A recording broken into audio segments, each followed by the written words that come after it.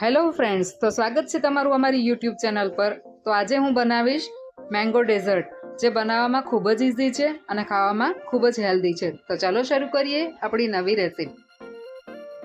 સૌ પ્રથમ એક વાસણમાં 1 લીટર જેટલું દૂધ એડ કર્યું છે મેં। એની અંદર કસ્ટર્ડ પાવડર, ખાંડ, ઇલાયચી પાવડર એડ કર્યો છે, જેને આપણે સારી રીતે બોઇલ કરી લઈશું। અત્યાર સુધી જો તમે આ વિડીયો જોયો છે તો એન્ડ સુધી જરૂરથી જોજો, અને તમને અમારી રેસીપી ગમે છે તો પ્લીઝ ચેનલને લાઈક કરી દેજો, તમારા ફેમિલી મેમ્બરને શેર કરી દેજો અને ચેનલને સબસ્ક્રાઈબ જરૂરથી કરી દેજો। ઓલ નોટિફિકેશનને ઓન કરી દેજો, જેથી કરીને મારા નવા વિડીયો તમારા સુધી પહોંચી જાય। હવે એક બાઉલમાં મેં લીધું છે મિલ્ક પાવડર, જે આશરે 2 પેકેટ જેટલું છે, નાના પેકેટ આવે છે ને એ લીધેલા છે। એમાં આપણે એડ કરી દઈશું હવે ઠંડુ દૂધ। મિત્રો, અહીંયા આપણે ગરમ દૂધ એડ નથી કરવાનું। જે દૂધ આપણે ઉકળવા મૂકેલું હતું એમાં મેં કસ્ટર્ડ પાવડર હવે એડ કરી દીધો છે। કોઈ પણ રેસીપી દૂધની તમે બનાવો છો ત્યારે કસ્ટર્ડ પાવડર જ્યારે એડ કરો છો ત્યારે સ્ટર કરવાનું ના ભૂલશો, લગાતાર એને હલાવતા રહેવાનું છે। અગર આવું નથી કરતા તો નીચે આપણે ગુઠલીઓ પડી જશે। અહીં તમે કસ્ટર્ડ પાવડરની ક્વોન્ટિટી તમારા હિસાબથી જરૂર મુજબ લઈ શકો। દૂધને ત્યાં સુધી બોઇલ કરવાનું છે જ્યાં સુધી એની ક્વોન્ટિટી થોડી ઓછી ના થઈ જાય।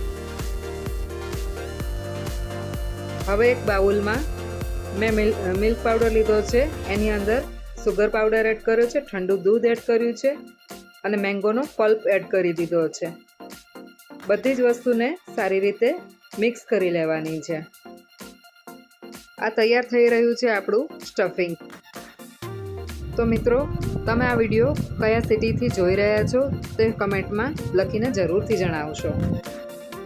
મેંગો ડેઝર્ટનું સ્ટફિંગ આવી રીતે આપણે રેડી કરી લેવાનું છે। તો મિત્રો, જોઈ શકો છો આપણું સ્ટફિંગ અત્યારે રેડી થઈ ગયું છે। એની કન્સિસ્ટન્સી થોડીક આવી રીતની રાખવાની છે। સ્ટફિંગ માટે મેં બ્રેડની સ્લાઇસીસ લીધી છે, જે આવી રીતે કટોરીની મદદથી શેપ લઈ લેવાનો છે। તમારી પાસે કોઈ પણ આવી રીતની કટોરી હોય એનો શેપ તમે લઈ શકો છો। બધી જ બ્રેડમાંથી આવી રીતે આપણે કટિંગ કરી લેવાનું છે। એમાં જે સાઈડમાં કોર્નર વધે છે એનાથી તમે બ્રેડ ક્રમ્સ પણ બનાવી શકો છો। બ્રેડનું કટિંગ કરીએ છીએ ત્યાં સુધી જે દૂધ આપણે ઉકાળેલું હતું એને ઠંડુ કરવા મૂકી દેવાનું છે। દૂધ અહીંયા ઠંડુ થઈ જાય પછી જ એનો ઉપયોગ કરવાનો છે। તો મિત્રો, જોઈ શકો છો બધી જ બ્રેડ મેં આવી રીતે કટિંગ કરી લીધી છે।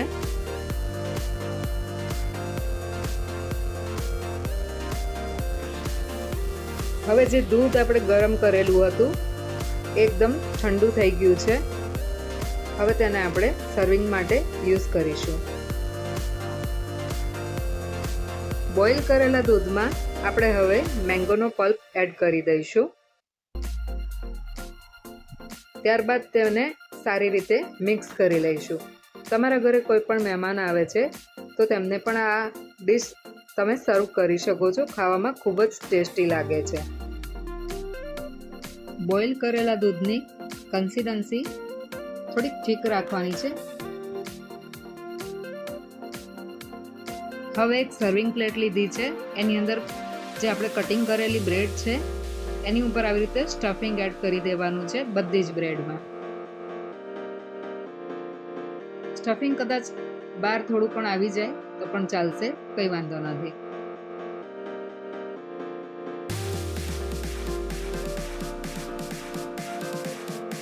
તો મિત્રો, જોવામાં જેટલું એટ્રેક્ટિવ લાગશે, ખાવામાં એટલું જ ટેસ્ટી લાગે છે।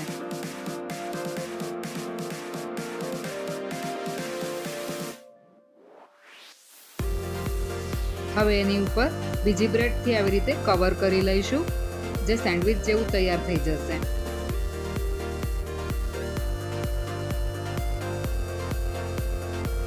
બાળકો જ્યારે કેરીના રસથી થાકે, કંટાળે તો તમે આ રેસીપી જરૂરથી ટ્રાય કરજો, હોંશે હોંશે ખાઈ લેશે।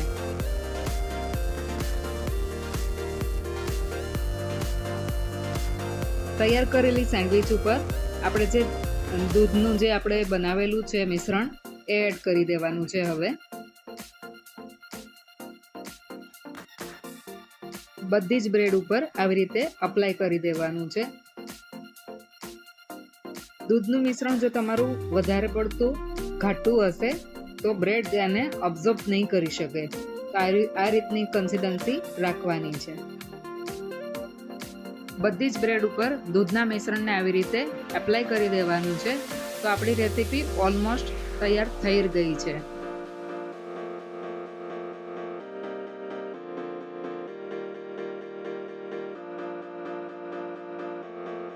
તો મિત્રો જોઈ શકો છો આપણી રેસીપી રેડી થઈ ગઈ છે ને ખાવામાં ખૂબ જ એટ્રેક્ટિવ.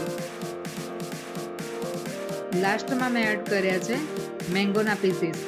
અહીંયા તમે કોઈ પણ ડ્રાયફ્રૂટ પણ લઈ શકો છો.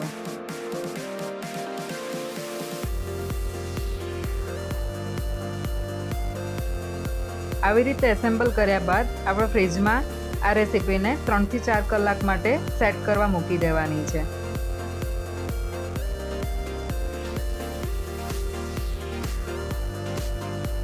તો તૈયાર છે મિત્રો મેંગો ડેઝર્ટ. તો મિત્રો તમને આ રેસીપી કેવી લાગી છે તે કમેન્ટમાં જરૂરથી જણાવશો. તો મળશું હવે નવા વિડીયો સાથે. Good bye.